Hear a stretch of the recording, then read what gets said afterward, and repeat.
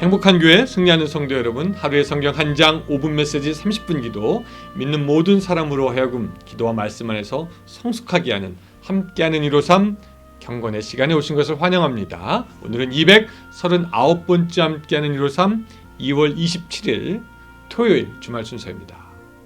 오늘도 이 막힐 때 시리즈 중에서 두 번째 시리즈 말씀이 막힐 때 순서입니다. 미국의 너무나 유명한 목사님이죠. 그 무디 목사님이 한 말 중에 이런 말이 있습니다. 나는 믿음을 달라고 기도했다. 그리고 그 믿음이 어느 날 하늘로부터 번개같이 뚝 떨어질 것을 기대했다. 그러나 믿음은 오지 않았다. 그러던 어느 날 로마서 10장 17절을 읽었다. 믿음은 들음에서 오고 들음은 말씀에서 온다. 우리 다 아는 말씀이죠. 그 말씀을 보고 지금까지 내가 성경을 덮어놓고 믿음을 위해서 기도했던 어리석음을 깨달았다. 나는 이제 성경을 공부하는 동안 내 믿음이 줄곧 자라는 것을 깨닫는다. 이런 말을 했어요. 여러분, 믿음이 자라나길 원하십니까? 성경 읽어야 합니다. 성경 읽는 데 막힙니까? 그래서 153 스페셜 시간이 왔습니다. 오늘도 이 김덕수 목사님이 나오셔서 말씀 증거해 줄 텐데, 오늘은 이 성경의 각 권들 사이를 무리를 데리고 왔다 갔다 하실 겁니다. 마치 한국의 명물 남대문 시장을 이렇게 구석구석 막 달리는 것처럼 성경의 구석구석을 다니면서 우리의 가려운 부분을 이렇게 긁어주실 텐데, 사실 오늘도 한 학기를 해도 부족한 내용을 30분으로 꽉 줄여서 하다니까 쉽지는 않을 것입니다. 그러나 귀 기울여 잘 들으시면은 어느덧 성경 전반에 대해서 이해를 하고 있는 여러분 자신을 발견하게 될 것입니다. 우리 찬양함으로 오늘 이 시간 시작. 카리스마가 넘치지만 우리 부드러운 우리 김덕수 목사님 나와 주시겠습니다. 할렐루야. 오늘도 참 좋은 아침입니다. 여러분들과 함께 말씀을 나누게 되어서 참 기쁘고 반갑습니다. 오늘 말씀이 막힐 때 그 두 번째 시간 함께 나누도록 하겠습니다. 기도하시겠습니다. 하나님 감사합니다. 말씀이 막힐 때 그 두 번째 시간입니다. 하나님, 우리 말씀을 읽다가 참 막힐 때가 많았습니다. 오늘 그 막힘이 뚫어지는 시간 되게 하여 주시옵시고, 그 뚫림으로 인하여서 하나님을 더욱 깊이 만지고 또 만나고 느끼는 그러한 귀한 안목을 얻는 그런 시간 되게 하여 주시옵소서. 예수님 이름으로 기도합니다. 아멘. 지난 시간에는 우리가 말씀을 읽다가 막힐 때 그 첫 번째 시간으로 사실은 우리 안에 영적인 콜레스테롤 중에 하나가 선악과에 대한 질문이었습니다. 선악과에 대한 질문을 지난 시간에 나눠서 그 선악과에 대한 어떤 선악과에 심어진 하나님의 왕권이 어떻게 요한계시록까지 흘러가는지를 우리가 나눴고요. 이번 시간에는 성경이 잘 읽혀지지 않는 그 두 번째 이유를 한번 나누도록 하겠습니다. 사실 우리가 가지고 있는 성경의 목록들은요, 창세기부터 이제 구약 그 기준으로 창세기부터 말라기까지죠.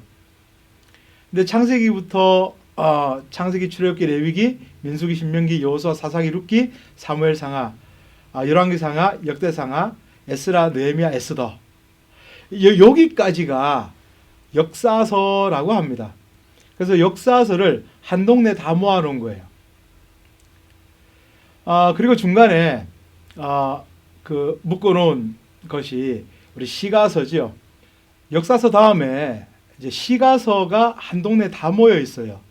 욥기, 시편, 잠언, 전도서, 아가서, 요 5권을 시가서라고 하는데 한 동네에 이렇게 모아놨습니다.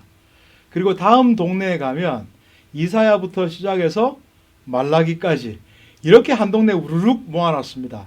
이건 예언서라고 하죠. 근데 문제는 창세기부터 시작해서 우리가 가지고 있는 성경의 목록대로 읽으면 이야기가 전혀 이어지지가 않는다는 겁니다.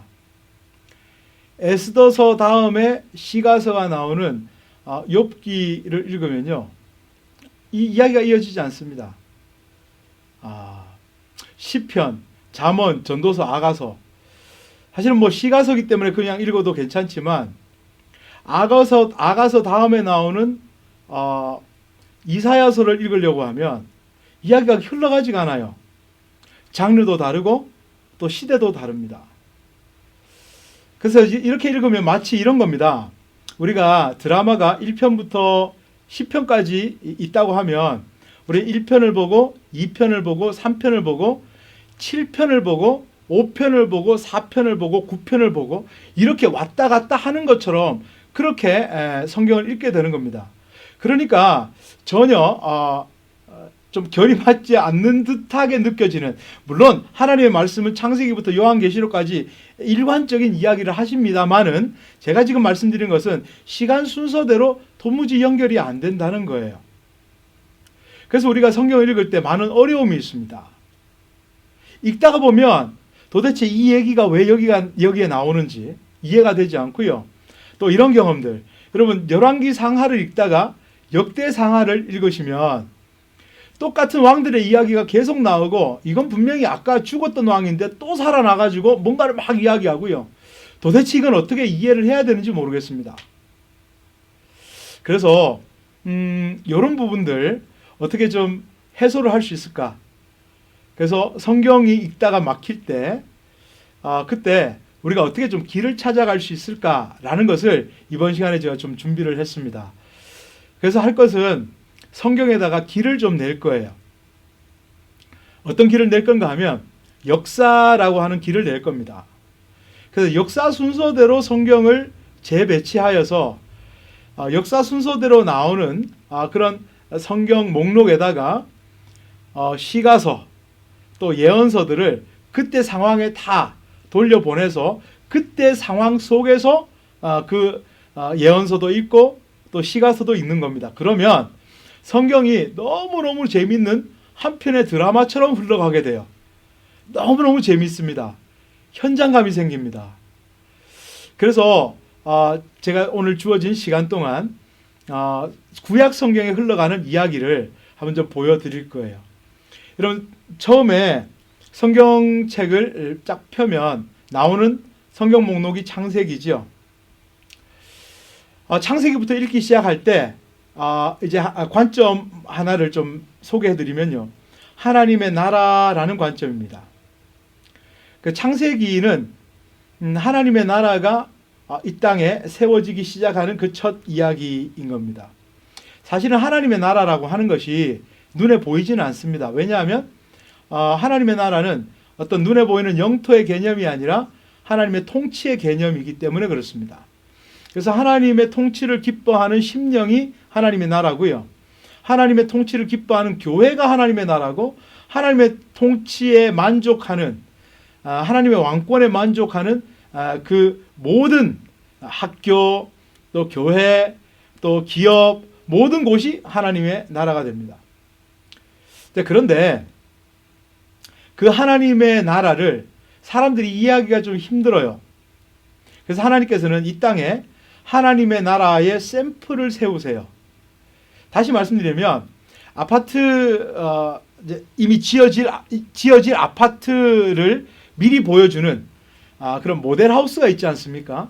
근데 그것처럼 하나님 나라의 모델하우스를 이 땅에 세우십니다. 그것이 구약에는 한 국가로 존재를 했습니다. 물론 신약에는 이제 교회로 존재하게 되는 거고요. 그래서 이 시간에 성경 말씀을 한번 보겠는데요. 창세기 12장 1절부터 3절까지를 제가 한번 봉독해 드리겠습니다. 여호와께서 아브라함에게 이르시되 너는 너의 고향과 친척과 아버지의 집을 떠나 내가 내게 보여줄 땅으로 가라. 내가 너로 큰 민족을 이루고 내게 복을 주어 내 이름을 창대하게 하리니 너는 복이 될지라. 너를 축복하는 자에게는 내가 복을 내리고 너를 저주하는 자에게는 내가 저주를 하리니 땅의 모든 족속이 너로 말미암아 복을 얻을 것이라 하신지라. 여러분 창세기 12장이 아브라함 한 사람을 선택을 하셔서 이제 이 땅에 눈에 보이는 하나님 나라의 샘플을 세우실 것이 시작되는 그 지점입니다. 여러분 가만히 보시면 우리 고등학교 때 사회 시간에 배웠던 거 좀 기억을 좀 되살려 보시면 국가의 3대 요소가 있습니다.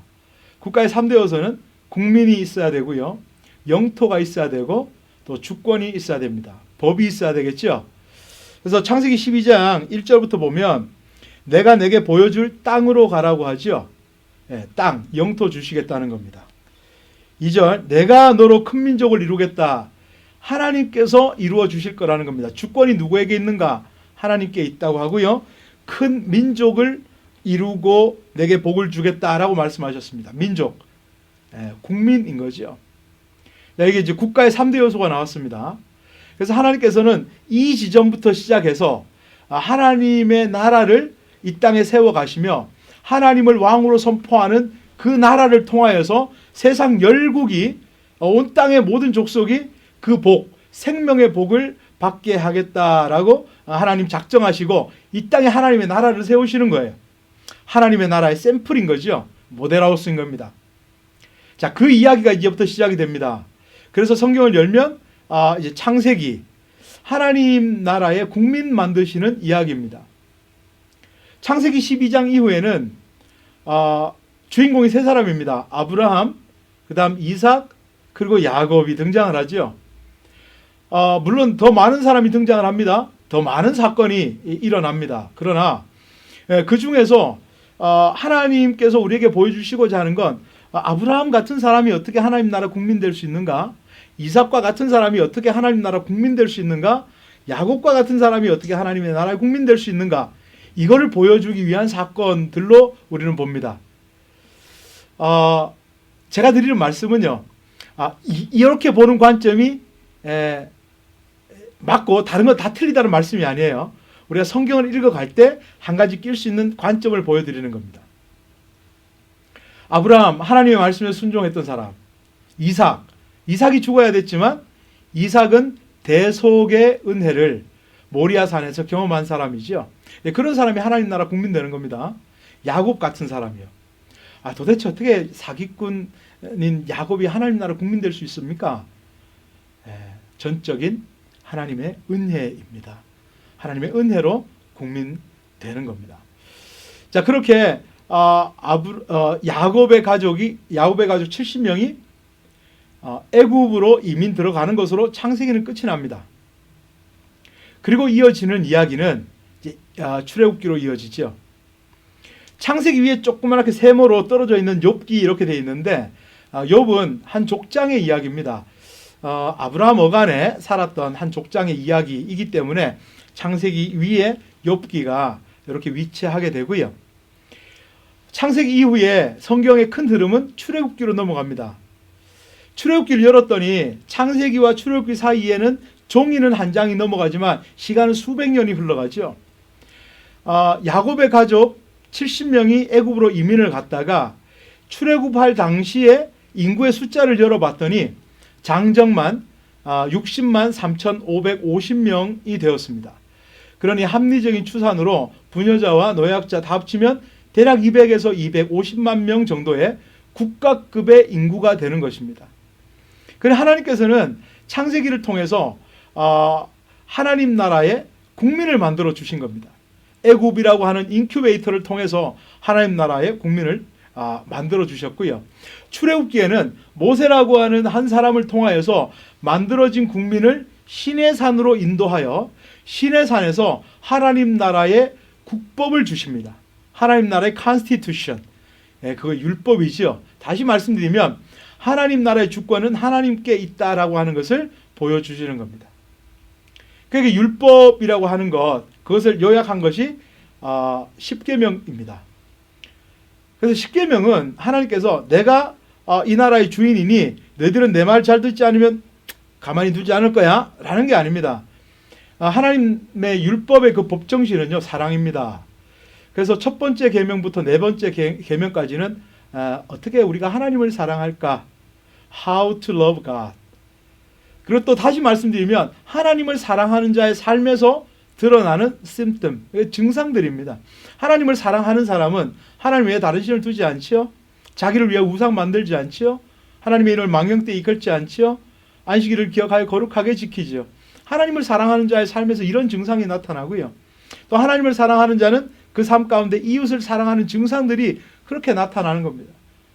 부모를 공경하고 살인하지 않고 간음하지 않고 도적질하지 않고 탐내지 않고 거짓 증거하지 않고 이런 증상들이 삶에서 나타나는 겁니다. 그래서 이것을 신의 산에서 주십니다. 그러니까 만들어진 국민, 창세기에서 만들어진 국민의 손에 하나님 나라의 국법, 율법을 주시는 이야기가 출애굽기입니다. 이 출애굽기를 통해서 주신 그 율법들이 어디에 되게 자세히 기록되어 있는가? 출애굽기 밑에 레위기가 동그랗게 박혀 있죠. 레위기의 이 모든 말씀이 담겨져 있어요.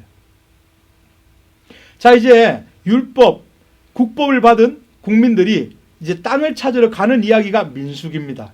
그래서 큰 동그라미는요, 창세기, 출애굽기 다음 민수기로 이어집니다. 민수기는 땅 찾으러 가는 이야기입니다. 시내산에서 출발하여 요단 동편까지 가는 이야기예요. 그래서 민수기를 영어 성경에서는 이름이 넘버스지만 히브리어 성경에서는 베 미드바르라고 합니다. 베는 어디에서, 미드바르는 광야. 그래서 영어로 번역하면 in the wilderness 이런 이제 뜻이죠. 그러니까 광야에서 있었던 일입니다. 시내산에서부터 광야. 그렇게 광야 38년 헤매던 출애굽 1세대들 다 죽고 출애굽 2세대들이 다시 출발하여 요단 동편에까지 오는 이야기가 민수기입니다. 그 민수기 끝 그 장소인 모압 평지에서 모세가 설교를 하는 그 내용이 바로 신명기죠. 그래서 민수기 밑에 신명기가 이렇게 들어가게 됩니다. 신명기는 모세 설교입니다. 목사님께서 설교하실 때 서론이 있고 본론으로 성경 봉독 말씀하시고 그 다음에 적용, 애플리케이션 주시는 것처럼 신명기도 똑같아요. 신명기 1장부터 3장까지는 도입 부분, 출애굽의 역사가 지금 어떻게 지금 여기까지 오게 됐는지를 이야기하고요. 4장부터 26장까지는 읽어보시면 어디서 되게 많이 읽어보신 내용일 거예요. 레위기일 겁니다. 출애굽 2세대들에게 모세는 레위기를 성경 본문으로 하여 출애굽 2세대들에게 전하고 그 다음에 우리가 이 말씀 받았으니 우리 잘 살아야 되겠다. 말씀 순종하며 살아야 되겠다라고 하는 애플리케이션을 27장부터 마지막까지 주는 겁니다. 율법의 말씀 잘 지키면 복이요. 잘 지키지 않으면 저주다. 이렇게 맞춰지게 됩니다. 자, 이렇게 요단 동편에서 다시 하나님의 말씀을 받은 백성들, 그들에게 하나님께서 땅 주시는 이야기가 여호수아입니다. 그러니까 여호수아는 24장까지 되어 있습니다. 그래서 1장부터 12장까지 절반 딱 쪽에서는 그 땅 점령하는 이야기. 그리고 13장부터 24장까지는 점령한 그 땅을 다 각 지파별로 분배해주고 여호수아가 고별 설교를 하며 이제 죽는 장면입니다. 자, 이렇게 하나님의 나라의 모양새가 딱 갖추어졌습니다. 창세기에서 국민, 출애굽기에서 법을 주셨고요. 여호수아에서 땅을 주셨습니다. 하나님 나라 딱 모양새가 만들어졌는데 이 나라는 어떤 나라가 되어야 되는가 하면 이제 이 땅에 복을 유통시키는 복의 유통업자들, 생명의 유통업자들로 살았어야 됩니다. 요거를 제가 좀 표현이 좀 저렴했지만 출애굽기적인 용어로 설명드리면 이 나라는 제사장 나라입니다.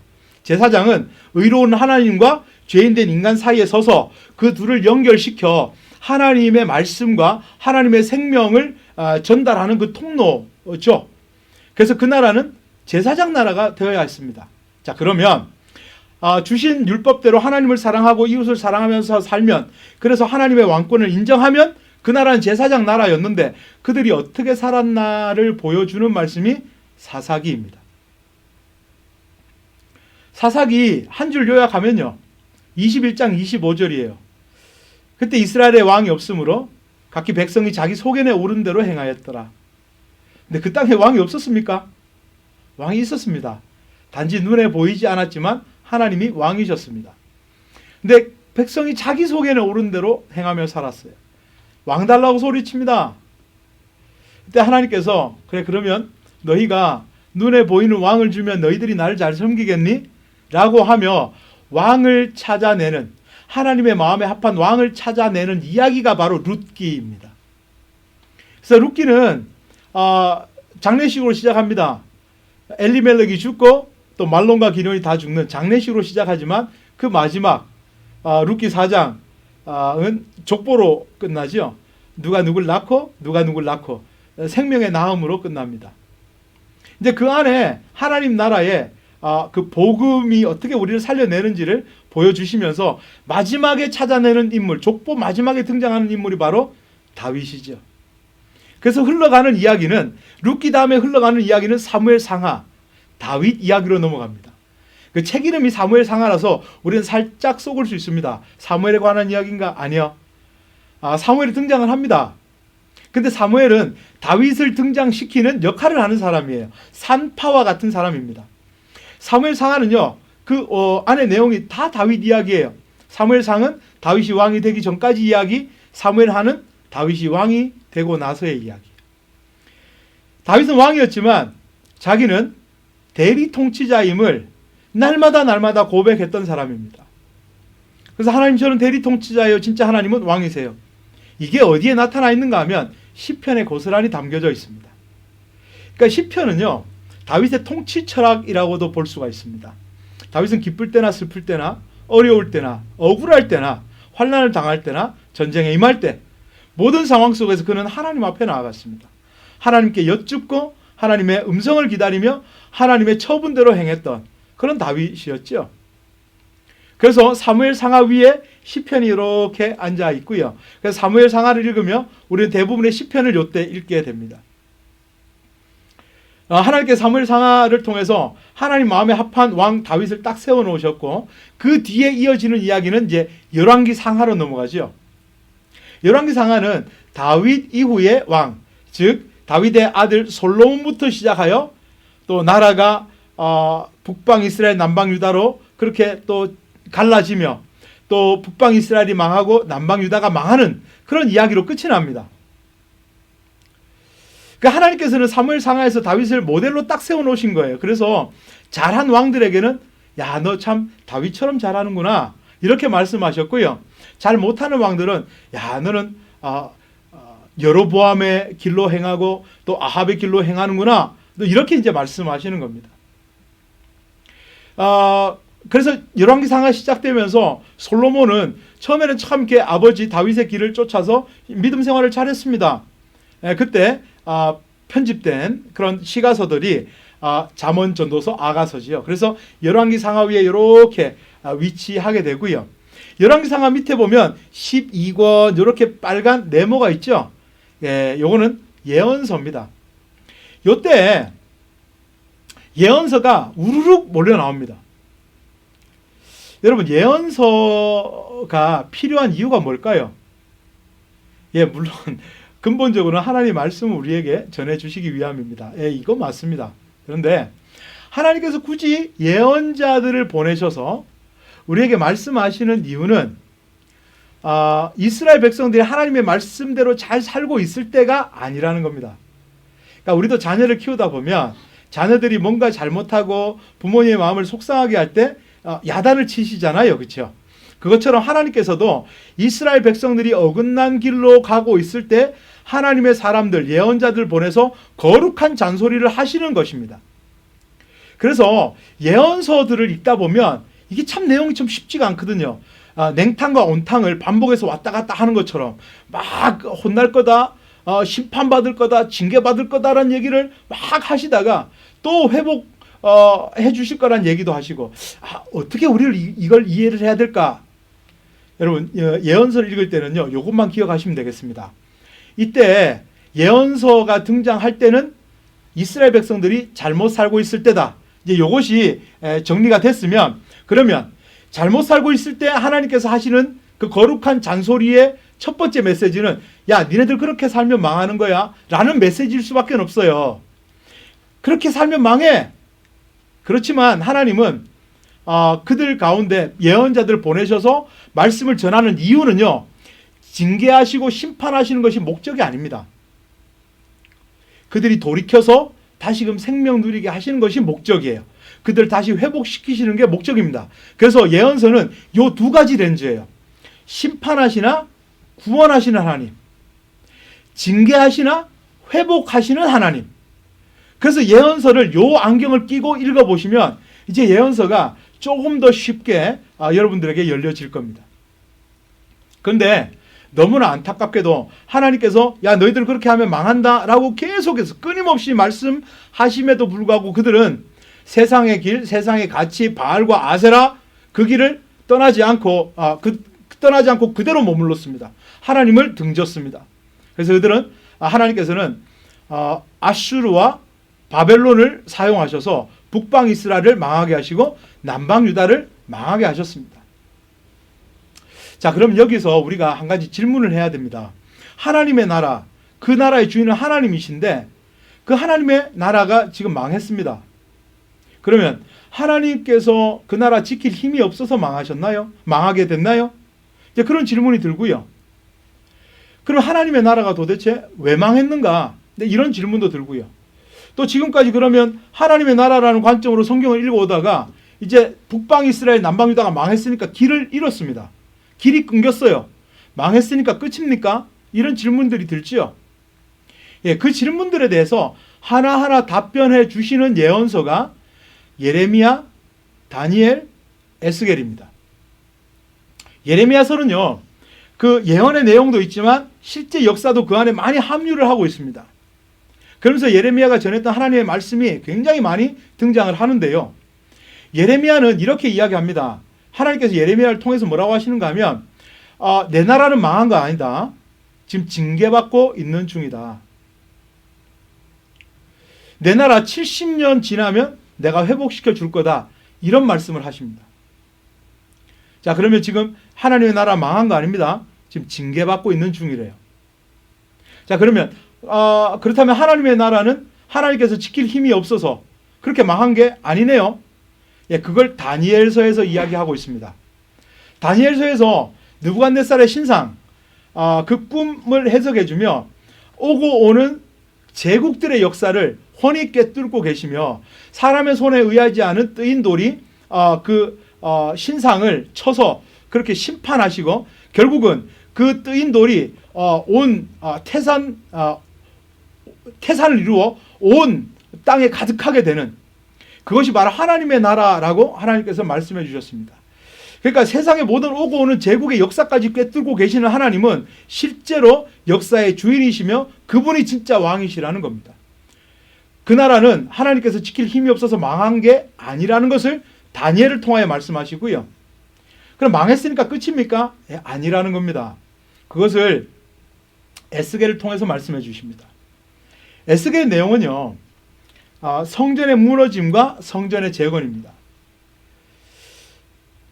에스겔을 통해서 하나님께서 성전이 무너질 수밖에 없는 이유들을 에스겔서 8장에서 보여주시고요. 그래서 예루살렘이 함락되고 성전이 무너지는 그 소식을 에스겔로 하여금 듣게 하십니다. 성전의 의미는 하나님의 임재의 장소, 통치의 좌소였던 겁니다. 그러니까 성전이 무너졌다고 하는 것은 이스라엘 사람들에게 다가오는 충격은 하나님의 임재가 우리를 떠났구나라는 그런 충격으로 다가옵니다. 근데 하나님께서는 다시 회복시켜 주실 것을 에스겔을 통해서 말씀하십니다. 그래서 에스겔서 36장, 37장 뒤로 이어로 가면 우리가 너무나 잘 아는 말씀이죠. 에스골짜기 그 마른 뼈들에게 하나님께서 생기를 불어넣으셔서 그 마른 뼈들이 큰 군대로 일어나는, 그러니까 하나님께서 다 죽어 있는 이스라엘 상태를 마른 뼈들처럼 그렇게 말씀하신 거고요. 앞으로 회복시켜 주실 것을 큰 군대로 다시 세워지는 것으로 보여주셨는데 그것이 눈에 보이는 가시적인 것으로 나타나는 증표가 바로 다시 성전이 재건되어지는 것입니다. 그러니까 에스겔 40장부터는 마치 모세에게 그 성막 설계도를 주신 것처럼 에스겔에게는 성전의 설계도를 다 보여주십니다. 그리고는 성전이 재건된 이후에는 그 동네를 뭐라고 부를 건가 하면 여호와 삼마라고 부르게 될 거라고 합니다. The Lord is there. 하나님께서 거기에 좌정하신다. 임마누엘 하신다. 그렇게 끝나죠. 이렇게 하나님께서는 망한 나라, 하나님께서 세우신 나라가 망해가는 과정, 그 과정을 통해서 예레미야, 다니엘, 에스겔을 통해서 말씀을 하셨습니다. 회복을 말씀하셨습니다. 그러니 하나님께서 예언하신 대로 성취가 되겠죠. 성취가 되는 내용이 에스라에 있습니다. 이제 잡혀갔던 포로들이 귀환해 오는 장면인데 그 전에 하나님께서는 이제 북방 이스라엘 타고 하나님을 거역했던 그런 역사가 아닌 남방 유다를 타고 오는 하나님을 잘 섬긴 그런 역사로 역사를 다시 쓰기를 원하셨어요. 그래서 왕 밑에 보면 대가 있죠. 대가 역대상하인데 역대상하가 화살표가 저기 창세기까지 가 있지 않습니까? 그 얘기는 역대상하의 그 이야기의 시작점이 창세기부터 시작하여 지금 고레스 칙령 그 포로 시기를 지나고 이제 너희들 돌아가도 좋다라고 고레스가 이야기한 그 시점까지 기록해놨어요. 그러니까 역대상하는 윗줄에 있는 장, 출, 민, 수, 사삼, 왕의 모든 내용을 다 함유하고 있는 거예요. 자, 그래서 여러분들 역대상하를 한번 좀 펴보시면요. 역대하 1장이 이렇게 시작해요. 죄송합니다. 역대상 1장이 이렇게 시작합니다. 1장 1절 아담, 셋, 에노스, 게남, 마할랄레. 아담부터 시작하죠. 창세기부터 이야기를 시작하고 싶다는 얘기입니다. 그리고 역대하 36장 22절에 보면 바사의 고레스 왕 원년에 여호와께서 예레미야 입으로 하신 말씀을 이루시려고 여호와께서 바사의 고레스 왕의 마음을 감동시키심에 그가 온 나라에 공포도 하고 조소도 내려 이르되 바사 왕 고레스가 이같이 말하노니 하늘의 신 여호와께서 세상 만국을 내게 주셨고 나에게 명령하여 유다 예루살렘에 성전을 건축하라 하셨나니 너희 중에 그의 백성된 자는 다 올라갈지어다. 너희 하나님 여호와께서 함께 하시기를 원하노라 하였더라. 이게 고레스 칙령이라고 하는데요. 그러니까 여러분 보세요. 역대상하가 요만큼입니다. 역대상하가 요만큼인데 역대상하 요만큼의 내용은 보이시죠? 창세기부터 시작된 이 열왕기 상하에까지 요만큼의 두께와 정확히 똑같은 분량입니다. 열왕기 하 25장 플러스 70년이 더 많은 거예요. 사실은 역대상하는. 자, 그래서 우리는 그 전에 읽으면 열왕기상하, 역대상하 뭐 비슷비슷한 책이 이렇게 또 있는가 이렇게 생각하시겠지만 관점이 달라요. 열왕기상하는 북방 이스라엘 중심이고 역대하는 이제 하나님께서 회복시켜 주실 그 백성들의 역사를 다시 쓰고 싶으셨어요. 남방 유다를 중심으로 하나님을 우리 이렇게 잘 섬기면 좋겠다라는 그런 관점이었습니다. 그래서요 역대상하를 가만히 읽어보시면 다윗이 잘못한 이야기, 밧세바 사건 같은 거 기록되지 않았습니다. 솔로몬 이야기요. 솔로몬이 잘못한 거 많죠. 근데 그 이야기 하지 않습니다. 그거는 일부러 감추려는 게 아니에요. 솔로몬이나 다윗이 정말 잘했던 부분을 부각시켜서 그렇게 하나님을 잘 섬기자는 그러한 의도가 깔려 있는 겁니다. 자, 그리고 나서 그렇게 역사를 정리하고 난 이후에 에스라서로 넘어가면요. 이제 1차, 2차 포로 귀환단의 역사가 거기에 담겨져 있습니다. 그래서 1차 포로 귀환 스룹바벨과 예수아를 중심으로 하여 약 5만 명이 돌아오죠. 이제 돌아와서 그들이 성전을 이제 건축하게 됩니다. 그러니까 성전 건축하는데 사마리아 사람들이 와서 우리도 같이 건축하는 데 도와줄까 했더니 스룹바벨과 예수아가 싫다고 했습니다. 너희들은 이방 사람들과 피가 섞였잖니. 그러니까 이제 사마리아 사람들이 화가 나죠. 그래서 굉장히 조직적으로 방해를 합니다. 성전 건축이 16년 동안 중단되었습니다. 이제 그때 학개 선지자, 스가랴 선지자를 하나님께서 보내셔서 성전 건축을 격려하시는 겁니다. 그래서 에스라 안에 학개 스가랴가 이렇게 위치하게 되는 겁니다. 이렇게 에스라서에 1차 포로 귀환단의 귀환 이후에 학개 스가랴를 통해서 하나님께서 성전을 건축을 격려하시고 성전 건축하는 이야기, 이게 1차 포로 귀환의 이야기고요. 자, 2차 포로 귀환단으로 이제 드디어 에스라가 돌아오게 됩니다. 에스라가 돌아와서 한 일은 지어진 성전 안에 하나님의 말씀 부흥 운동을 막 일으킵니다. 그 내용들이 에스라서에 고스란히 기록되어 있죠. 그러니까 열왕기 상하 후에 끝에 하나님의 나라가 망했을 때 예레미야, 다니엘, 에스겔을 통해서 내 나라 내가 회복시켜 줄 거다라고 하나님께서 예언하셨던 그 예언의 내용들이 성취되어지는 장면이 에스라에 고스란히 다 기록이 되어 있다는 겁니다. 자, 이럴 때 성전 건축하고 나서 약 한 30년 후에 여전히 그 유다 백성들이 살고 있는 그 바벨론 땅에서 유다 백성들을 말살하려고 하는 음모가 있었죠. 그 음모 가운데 하나님께서 그 에스더와 모르드게를 통해서 구원해내신 이야기가 에스더입니다. 그래서 에스라 밑에 에스더가 이렇게 자리를 하게 되고요. 그 다음 이어지는 이야기는 느헤미야로 이어집니다. 느헤미야는 3차 포로 귀환단입니다. 그래서 현재 1차 포로 귀환단 돌아와서 성전을 건축했고요. 재건했죠. 그리고 2차 포로 귀환단이 돌아와서 재건된 성전 안에 하나님의 말씀 부흥 운동을 일으켰고요. 3차 포로 귀환단으로 느헤미야가 돌아와서 성벽을 재건을 합니다. 52일 만에 성벽을 재건을 합니다. 그렇게 하나님께서는 예언하신 대로 완전히 하나님의 그 역사, 예언을 다 이루어내셨습니다. 그리고 나서 그렇게 회복된 사람들이 어떻게 살았는지를 보여주시는 것이 말라기지요. 말라기의 내용은 참 가슴 아프게 끝납니다. 말라기를 읽다 보면 하나님의 표정이 많이 어두우세요. 안타까우십니다. 말라기는 하나님께서 내가 너희를 사랑한다고 했을 때 우리가 언제 하나님께서 언제 우리를 사랑하셨습니까? 라고 하는 반문. 또 제사장들에게 너희가 나를 멸시하지 않았으면 좋겠다라고 했을 때 제사장들이 우리가 언제 하나님을 멸시합니까? 라고 하는 반문. 그러나 그렇게 반문하는 그들이 하고 있는 일들은 저는 것, 훔친 것, 병든 것을 가져다가 더러운 떡을 가져다가 하나님 앞에 이게 최선이니까 받으시려면 받으시고 마시려면 마시라고 이야기하는, 그러면서도 그것이 얼마나 번거로운 일인가 라고 이야기하는 그러한 사회상을 보여내십니다. 하나님의 마음은요, 그러한 제사, 마음이 담겨져 있지 않은 종교 행위가 더 이상 보고 싶지 않으셔서 누군가가 성전의 문을 좀 닫아줬으면 좋겠다라고 하는 하나님의 탄식입니다. 그럼에도 불구하고 하나님께서는 다시금 그들을 향한 회복의 그런 계획들을 알려주십니다.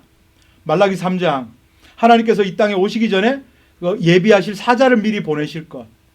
그리고 말라기 4장 5절과 6절에 보면 하나님께서 선지자 엘리야를 보내주시겠다라고 하는 그런 예언을 하십니다. 엘리야가 와서 한 일은 아비의 마음을 자녀에게로, 자녀의 마음을 아비에게로 돌이키게 한다라고 말씀하셨고요. 꼭 400년이 흐른 후에 정말 엘리야가 승천했던 요단 동편에 보니까 엘리야의 심령을 잇고 내려온, 누가복음 1장 17절에 그렇게 이야기하지요.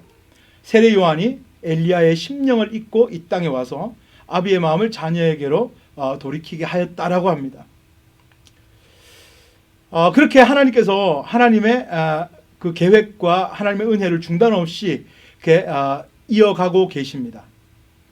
그러니까 구약은 그렇게 하나님의 어두운 표정으로 끝나고 있습니다. 하나님의 나라를 세우셨고 그 하나님의 나라가 하나님의 왕권을 인정하며 살기를 하나님께서 바라셨는데 바알과 아세라를 따라갔습니다. 그래서 하나님께서는 그들을 징계하셨지만 하나님께서 그들을 다시 회복시키실 것을 예언하셨고 그 예언대로 다시 회복시켜 주시는 이야기.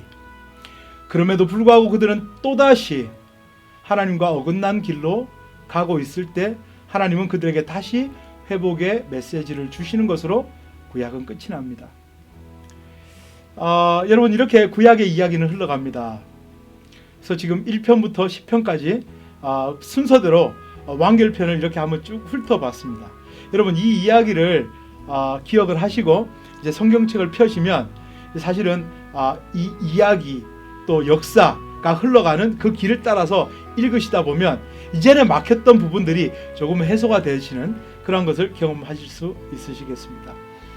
사랑하는 여러분, 모쪼록 2021년도에 끝자락에 섰을 때 당신은 무엇을 하며 한 해를 지냈습니까? 라고 누군가가 물어볼 때 저는 말씀 속에서 하나님과 교제하면서 1년을 보냈습니다 라고 한 해를 회고하게 되는 그런 일이 있게 되기를 간절히 소원합니다.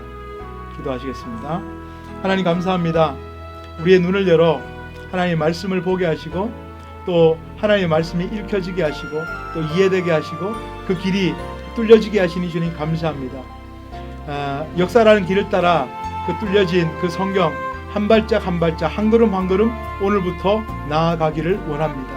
2021년 한 해 끝자락에 섰을 때 정말 그 성경에 나와 있는 그 하나님의 마음, 그것을 우리가 느낄 수 있는 그러한 귀한 한 해 될 수 있도록 주여 도와 주시옵시고, 하나님과 더욱 귀한 친밀한 사랑을 나눈 한 해 될 수 있도록 주여 도와 주시옵소서. 예수님 거룩하신 이름으로 기도하옵나이다. 아멘. 예, 오늘 함께 하신 목사님 그리고 또 여러분들에게도 감사드리고요. 오늘 주어진 30분 같이 기도하며 하나님께 나아가는 시간을 갖도록 하겠습니다. 저는 주일 예배 여러분들과 또 같이 함께 하겠습니다. 감사합니다.